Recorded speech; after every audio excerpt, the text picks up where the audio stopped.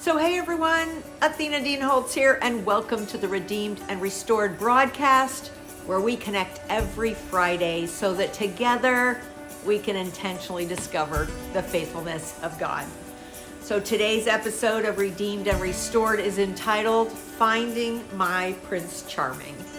To think back to my lifetime of relationships where I'd been betrayed over and over again, to my first marriage being physically abusive, sexually unfaithful, and all the mind games that came with that kind of a husband, it is almost like a dream come true today.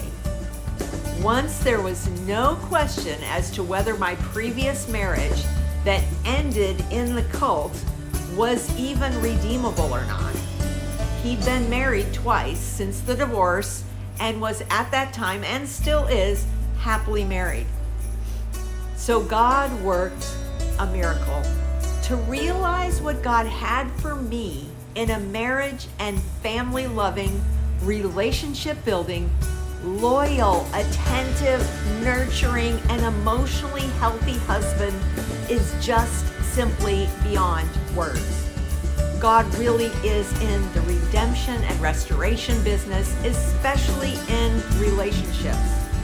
I was so wounded for so long that I had no idea what it even looked like to have a strong and emotionally healthy and mature marriage. What a delight it is. It's been 7 years. We have not had a fight yet. Have we agreed on everything? Of course not. But we've discussed and processed without angry lashing out or passive aggressive flare-ups. We've endeavored to love one another deeply because love covers over a multitude of sins, like 1 Peter 4:8 says. We begin and end each day praying together, sometimes crying together, always thanking God together, and oftentimes praising Him for the gift of one another.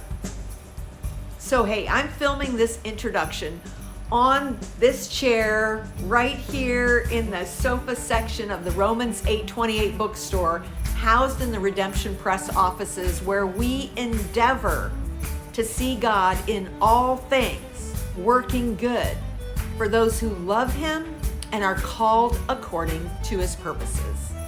From a string of broken relationships and 2 destroyed marriages, He worked good in this marriage that He orchestrated in such a loving way. What a faithful God He is. So you know the drill.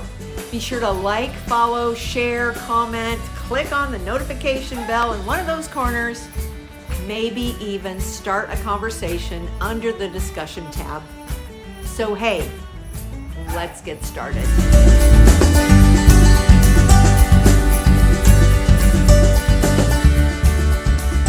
Oh, hey everyone, Athena Dean Holtz here for this week's edition of Redeemed and Restored. Today's segment is titled Finding My Prince Charming. To think back over the chain of events that led me into Ross's arms when he picked me up at the airport is nothing short of amazing. I surrendered my will about marriage on New Year's Eve 2013. 8 days later, I ended up in the hospital for gallbladder surgery.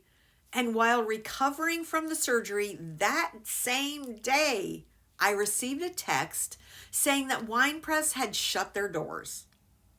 2 days later, while recovering on the couch of good friend Deb Ford, I received an invitation from my former landlord to come back to Enumclaw and start something to help all the authors who were now without a publisher. 1 week later, after much prayer and godly counsel, I said yes to God and agreed to move back to the town that held so much promise, but also a history of emotional wounding and trauma and incredible spiritual abuse. I already had a round trip ticket to go visit my grandkids scheduled for just 9 days later. It was then that I realized I wouldn't be using my return ticket. So I began to prepare to ship back on one pallet all my earthly belongings. At the same time, I wasn't sure if they would even let me, but I felt like I needed to try to keep my radio ministry under my missionary organization, C10, stands for Christ to Every Nation, and perhaps place the publishing ministry under that same umbrella. So I had to explain to my pastoral couple what I wanted to do. I had no idea if it was even in the realm of possibility. So they had to see if what I had in mind would even fit within their parameters. Their first question, Athena, where will you live and where will you go to church? I knew if I was going back to Enumclaw, I'd go back to my church, the Summit. After all, I'd made that my church family for a whole year before leaving for San Antonio. I gave all the information to my overseers, along with Ross's contact information and cell phone number. The way he tells the story, it's kind of comical. It was a Friday afternoon, and he was at his weekly life group, also known as the Consortium, made up of a group of pastors and men's ministry leaders that he really handpicked and put together to walk with him through the cancer diagnosis and eventual passing of his wife of 49 years. So he stepped out of the meeting to take their call. They told him about my situation, returning to publishing and to Enumclaw, and wondered if he would be my pastor, meet with me weekly, and oversee my radio and publishing ministry.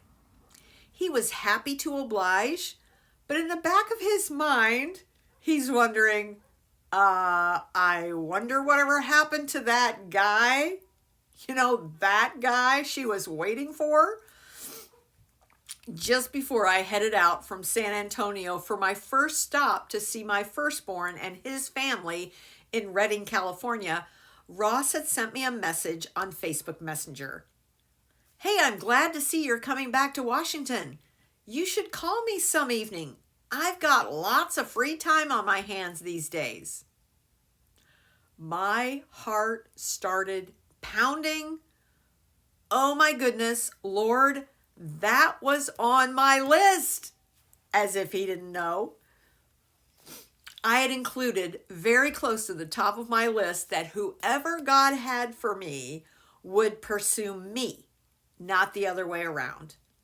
And here he was, that widowed pastor, that one I used to ask God if I could have a husband just like him. That guy, he was pursuing me. I finally got the nerve up to call him while I was waiting in the airport in Sacramento for that shuttle that would take me down to Redding. It was less than 5 minutes into that conversation, and I knew this was it. It wasn't some weird, awkward conversation. After all, we'd been on different committees together. I went through the membership class that he taught. I think it was like 6 or 8 weeks long. I was amazed at the ease in which we communicated, and he was actually flirting with me, something he hadn't done in over 50 years. In his mind, he didn't know who in the world would want a 68-year-old pastor with no retirement accumulated and married adult children and grandkids living in his house. But he had told his elder board just 1 month earlier, after being alone for 3 months, that he was getting married. When they asked, well, to who? He said, I don't know yet, but I'll let you know when I find out. We both, during that conversation, compared what we were learning about each other with our personal checklists of what we wanted in a spouse. And we were both checking off an affirmative on every line. I got down to Reading and I was walking on cloud nine. As I told my son and his wife what had transpired over the last month, we ended up watching Say Yes to the Dress. It was the beginning of 6 months of feeling like a literal teenager. I admit I was giddy and in awe of what God was doing. Originally, one of my other sons was going to pick me up at the airport when I flew from Reading up to Seattle, but Ross asked if he could. As I walked down the concourse and out onto the area leading to the baggage claim, I could see him leaning up against the wall, wearing his black leather duster jacket, black and white plaid scarf, black jeans and cowboy boots, a full head of silver gray hair. Oh my goodness, he was so handsome. He took me into his arms and I knew I was home. It has been over 7 years since I walked into his life, and we have yet to have a fight. He is the absolute perfect guy for me, and I continue to be in awe of what God did when he put us together. So hey, thanks for joining me today. I'd sure appreciate it if you would like, follow, share, comment on the episode. I would love to connect with you and hear how God is working in your life. My name is Athena Dean Holtz, and this is Redeemed and Restored. Hey, so thanks for joining us today on the Redeemed and Restored video broadcast, brought to you by me, Athena Dean Holtz, who happens to be a horse lover, and the Romans 828 bookstore, which is a division of Redemption Press, which is right down the street that way, around the corner, right here in downtown Enumclaw, where everything is happening. So I would love to have you review and share this broadcast with friends, family, and others who could use the encouragement. And if you know someone who might prefer the audio podcast version of today's episode, you can go over to redeemedandrestoredpodcast.com and share a link from there. So thank you so much for joining me today. See you next week right here on YouTube for another episode of Redeemed and Restored.